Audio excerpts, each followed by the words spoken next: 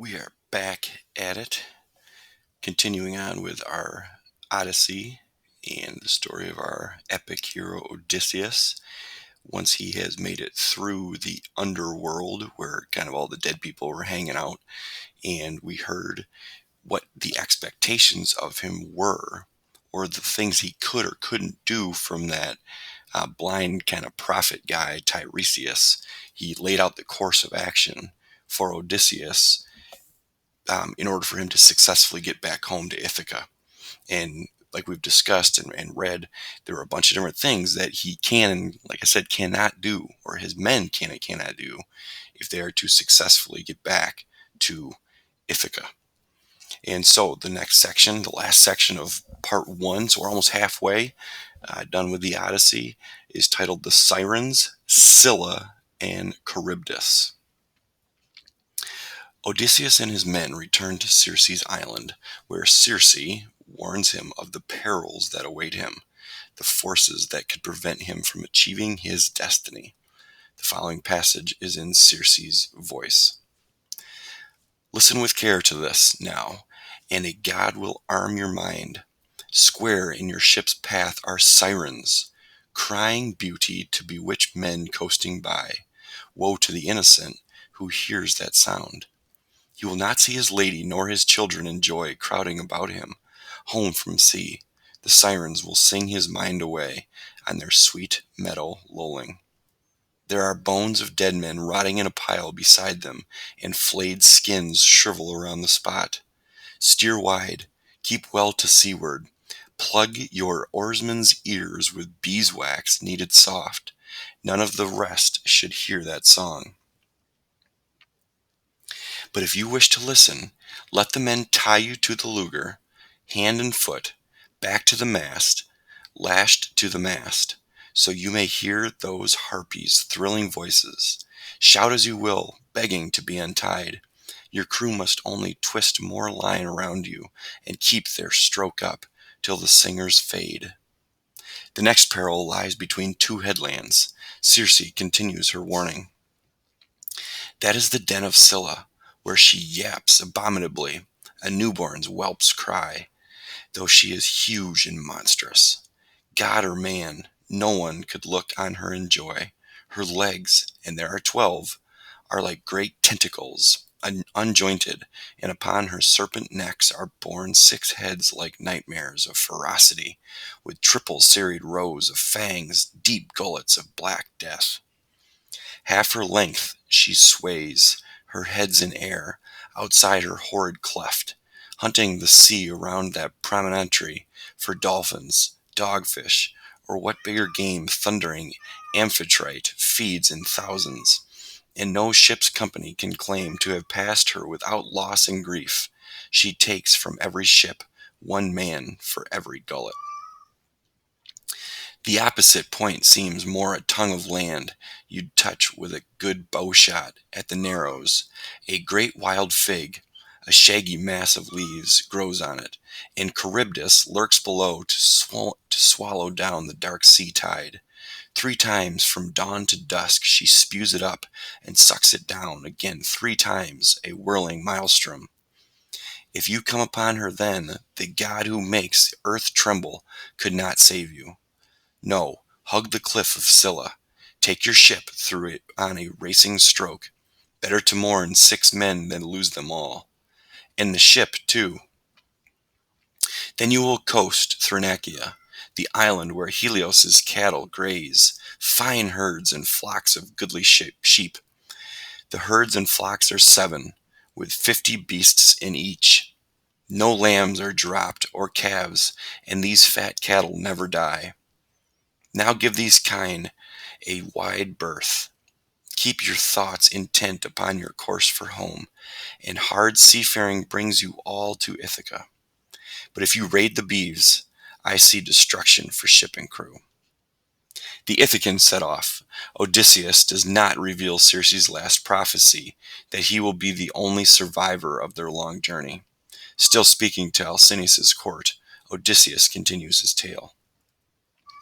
The crew being now silent before me, I addressed them, sore at heart. Dear friends, More than one man or two should know those things. Circe foresaw for us and shared with me. So let me tell her forecast. Then we die with our eyes open, if we are going to die, or know what death we baffle if we can. Sirens weaving a haunting song over the sea we are to shun, she said, and their green shore all sweet with clover, yet she urged that I alone should listen to their song.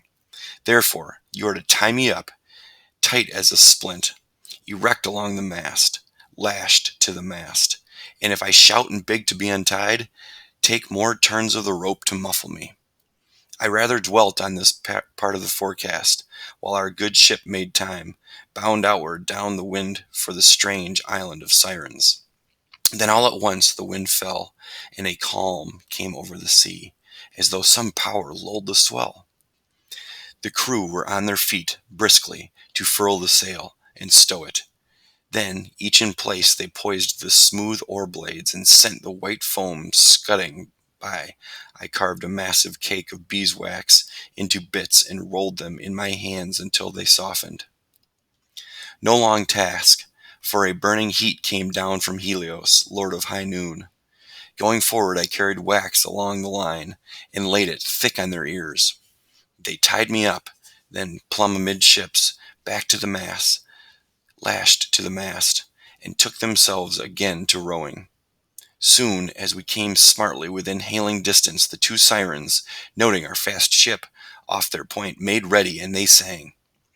The lovely voices and ardor appealing over the water made me crave to listen, and I tried to say, "Untie me!" to the crew, jerking my brows, but they bent steady to the oars. Then Perimedes got to his feet, here he and Eurylochus, and passed more line about, to hold me still. So all rowed on until the sirens dropped under the sea rim, and their singing dwindled away. My faithful company rested on their oars now, peeling off the wax that I had laid thick on their ears, then set me free. But scarcely had that island faded in blue air when I saw smoke and white water, with sounds of waves and tumult. A sound the men heard, and it terrified them. Oars flew from their hands, the blades went knocking wild alongside, till the ship lost way, with no oar blades to drive her through the water. Well, I walked up and down from bow to stern, trying to put heart into them, standing over every oarsman, saying gently, "Friends, have we never been in danger before this? More fearsome is it now than when the Cyclops penned us in his cave. What power he had! Did I not keep my nerve and use my wits to find a way out for this? Now I say, by hook or crook this peril too shall be something that we remember. Heads up, lads, we must obey the orders as I give them. Get the oar shafts in your hands, and lie back hard on your benches. Hit these breaking seas. Zeus, help us pull away before we founder. You at the tiller, listen, and take in all that I say. The rudders are your duty. Keep her out of the calmers and the smoke. Steer for the headland. Watch the drift, or we fetch up in the smother, and you drown us." That was all, and it brought them round to action. But as I sent them on towards Scylla, I told them nothing, as they could do nothing. They would have dropped their oars again in panic to roll for cover under the decking. Circe's bidding against arms had slipped my mind, so I tied on my cuirass and took up 2 heavy spears, then made my way along to the foredeck, thinking to see her first from there. The monster of the gray rock, harboring torment for my friends, I strained my eyes upon the cliffside veiled in cloud, but nowhere could I catch sight of her. And all this time, in travail, sobbing, gaining on the current, we rowed into the strait, Scylla to port, and on our starboard beam Charybdis, dire gorge of the salt sea tide. By heaven, when she vomited, all the sea was like a cauldron seething over intense fire, when the mixture suddenly heaves and rises. The shot spume soared to the landside heights and fell like rain. But when she swallowed the sea water down, we saw the funnel of the maelstrom, heard the rock bellowing all around, and dark sand raged on the bottom far below. My men all blanched against the gloom. Our eyes were fixed upon that yawning mouth in fear of being devoured. Then Scylla made her strike, whisking 6 of my best men from the ship. I happened to glance aft at ship and oarsmen and caught sight of their arms and legs dangling high overhead. Voices came down to me in anguish, calling my name for the last time. A man surf casting on a point of rock for bass or mackerel, whipping his long rod to drop the sinker and the bait far out, will hook a fish and rip it from the surface to dangle, wriggling through the air. So these were borne aloft in spasms toward the cliff. She ate them as they shrieked there, in her den in the dire grapple, reaching still for me, and deathly pity ran me through at that sight. Far the worst I ever suffered questing the passes of the strange sea. We rowed on. The rocks were now behind. Charybdis, too, and Scylla dropped astern. Then we were coasting. The noble island of the god, where grazed those cattle with wide brows and bounteous flocks of Helios, lord of noon, who rides high heaven from the black ship, for still at sea I heard the lowing of the cattle winding home, and sheep bleating, and heard, too, in my heart, the words of blind Tiresias of Thebes and Circe of Aea. Both forbade me the island of the world's delight, the sun. Because they are dying of starvation, Odysseus' men disobey his orders and eat the sacred cattle of the sun god Helios. When they set sail again, they are punished by death. A thunderbolt from Zeus destroys their boat, and all the men drown. Only Odysseus survives. Exhausted and nearly drowned, he makes his way to Calypso's island, where he becomes her prisoner. Odysseus has brought us up to date. He can now rest and enjoy the comforts of Alcinous's court, but not for long. Ahead lies his most difficult task, reclaiming his own kingdom. At this moment of suspense, Homer might have put aside his harp until the next night. So we're done with part 1.